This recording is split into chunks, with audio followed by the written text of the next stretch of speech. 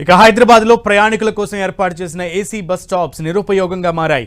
లక్షల రూపాయలు వెచ్చించి నగరంలో 250కి పైగా ఏసీ బస్ స్టాప్లను జీహెచ్ఎంసీ నిర్మించింది. ఏడాది పాటు సజావుగా సాగిన అవి ఇప్పుడు ఎందుకు పనికి రాకుండా పోయాయి?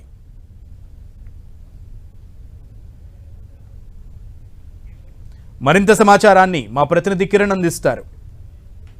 నగర ప్రయాణికుల సౌకర్యార్థం జీహెచ్ఎంసీ ఎంతో ఆర్భాటంగా అంగులు చేర్పించిన ఏసీ బస్ స్టాప్ నిర్వహణ నిరుపయోగంగా మారిన పరిస్థితి కనిపిస్తుంది. హైదరాబాద్ నగరంలో 5 ఏళ్ల క్రితం కూడా హైదరాబాద్ నగరంలో వివిధ ప్రాంతాలకు సంబంధించి ఎక్కువైతే క్రౌడ్ ఉంటుందో ఆ ప్రాంతాలకు సంబంధించి కూడా ప్రయాణికుల సౌకర్యార్థం ఎక్కువసేపు రోడ్ల మీద ఎండలో అటు వర్షంలో నిలబడకుండా ఉండేందుకు వారి వచ్చే బస్సుల కోసం వెయిట్ చేసే సమయం సందర్భంగా వారు ఉండేందుకు చాలా ఖర్చు చేసి కూడా ఈ ఏసీ బస్ స్టాప్ నిర్వహించింది. సుమారుగా గ్రేటర్ హైదరాబాద్లో 250కి పైగా ఏసీ బస్సుల నిర్మాణానికి సంబంధించి కూడా గత పాలకులు చేసిన పరిస్థితి కనిపిస్తుంది. హైటెక్ సిటీ బస్ స్టాప్ వద్ద ఉన్నాను. ఇక్కడ చూసుకోవచ్చు, ఇక్కడ ప్రయాణికుల కోసం కూడా లక్షల రూపాయలతో ఏసీ బస్ స్టాప్ని ఏర్పాటు చేశారు. ఈ పూర్తి స్థాయిలో 4 ఏసీలతో పాటు అదేవిధంగా ఈ బస్ స్టాప్లో చిన్నపాటి వ్యాపార కార్యకలాపాలు నిర్వహించేందుకు కొన్ని స్టాల్స్ కూడా ఏర్పాటు చేసిన పరిస్థితి కనిపిస్తుంది. కానీ కొన్ని రోజుల పాటు వీటి నిర్వహణ చేశారు. కానీ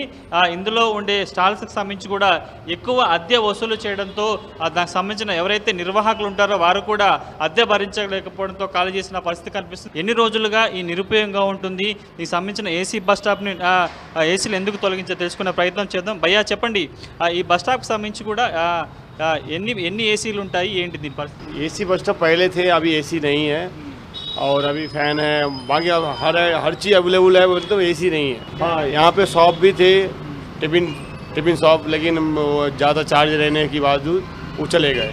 लमसम 1 साल हो गया।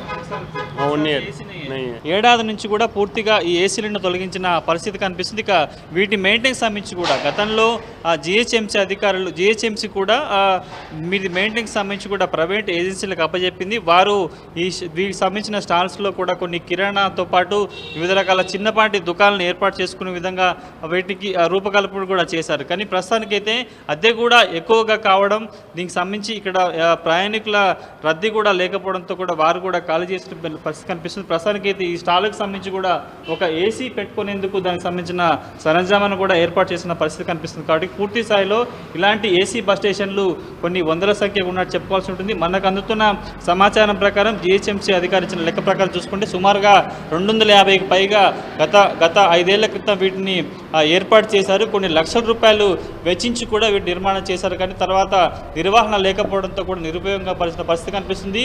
రద్దీ ప్రాంతాలలో ఇలా ఉంటే మాత్రం ఇక మిగతా చోట్ల మాత్రం వాటిని పట్టించుకునే నాదుడే లేనట్టుగా మనం చెప్పుకోవచ్చు. కనపడుతుంది. కతులు రాజుతో కలిసి కిరణ్, ఎన్టీవీ, హైదరాబాద్.